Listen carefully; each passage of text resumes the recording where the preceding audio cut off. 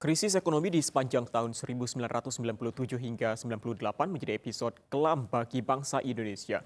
Nilai rupiah terjun bebas, harga kebutuhan pokok meroket, sejumlah industri dan perusahaan gulung tikar. Situasi tersebut menimbulkan gerakan masif untuk menumbangkan tahta Soeharto. Krisis moneter adalah kondisi di mana suatu negara mengalami gangguan yang besar dalam sistem keuangannya, yang menyebabkan harga-harga aset mengalami penurunan drastis. Keterpurukan tersebut membuat masyarakat tidak bisa melunasi utang, sehingga utang industri perbankan kekurangan likuiditas. Indonesia pernah mengalami krisis moneter pada tahun 1997 hingga 1998. Krisis ekonomi tersebut mengakibatkan kemerosotan pada sektor ekonomi termasuk perbankan. Pada saat itu, depresiasi nilai tukar rupiah terhadap dolar AS dari sekitar Rp2.000 menjadi Rp17.000. Ya, jadi selanjutnya adalah penyebab dari krisis moneter. Yang pertama, yaitu nilai rupiah yang menurun. Jadi, sejak awal tahun 1990-an, akumulasi utang luar negeri bangsa Indonesia, terkhusus dalam sektor swasta, telah meningkat secara pesat, tanpa adanya nilai lindung. Selanjutnya, ada spekulasi nilai mata uang. Nah, jadi para investor banyak yang menyerbu dolar AS sehingga membuat nilai tukar rupiah semakin merosot dengan drastis.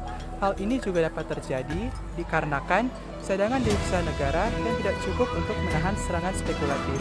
Selanjutnya adalah pelemahan sistem perbankan.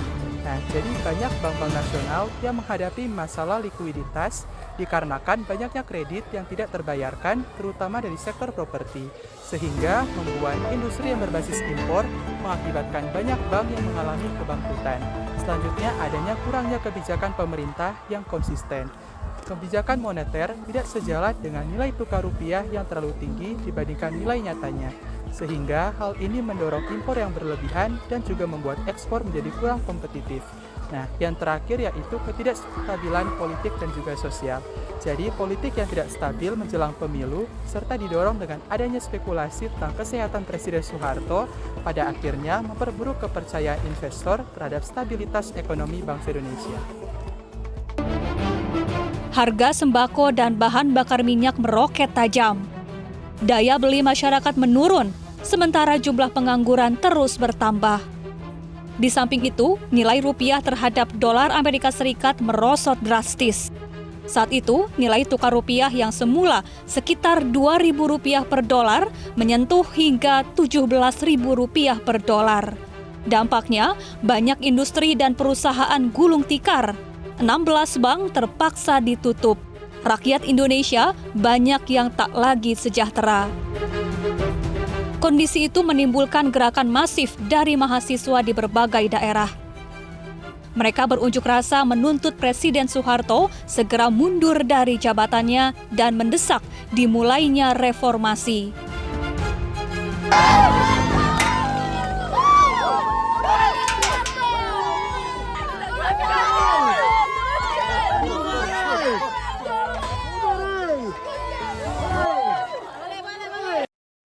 Selanjutnya, saya akan menjelaskan penjelasan mengenai dampak negatif dari krisis moneter. Yang pertama, inflasi tinggi. Pelemahan nilai tukar mata uang dapat menyebabkan inflasi tinggi karena harga barang impor menjadi lebih mahal. Inflasi yang tinggi dapat menurunkan daya beli masyarakat dan meningkatkan kemiskinan. Yang kedua, penurunan pertumbuhan. Untuk ekonomi, krisis moneter seringkali menyebabkan penurunan pertumbuhan ekonomi. Hal ini disebabkan oleh penurunan investasi, konsumsi, dan produksi akibat ketidakpastian ekonomi dan penurunan daya beli masyarakat. Yang ketiga, krisis keuangan.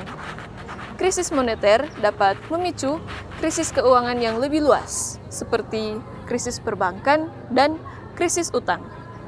Ini dapat terjadi jika banyak lembaga keuangan dan perusahaan yang gagal membayar hutang akibat kesulitan keuangan. Yang terakhir, ketidakstabilan sosial dan politik. Krisis ekonomi yang parah dapat menyebabkan terjadinya ketidakstabilan sosial dan politik seperti kerusuhan sosial dan demonstrasi.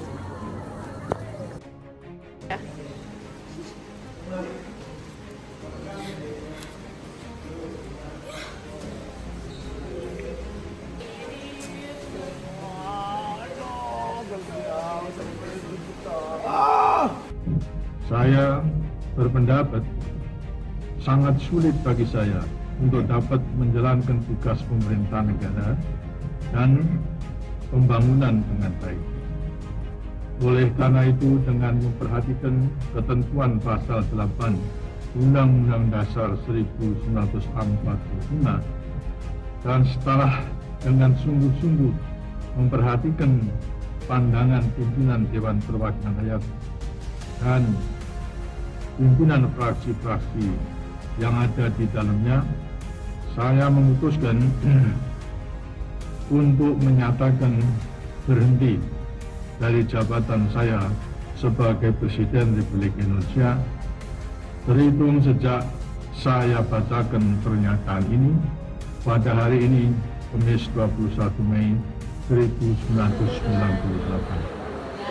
Krisis moneter yang melanda Indonesia pada tahun 1997 sampai 1998 merupakan pukulan telak bagi perekonomian bangsa, sehingga memicu devaluasi rupiah yang sangat tajam. Krisis ini bukan sekadar masalah ekonomi, tetapi juga krisis kepercayaan terhadap sistem keuangan dan politik.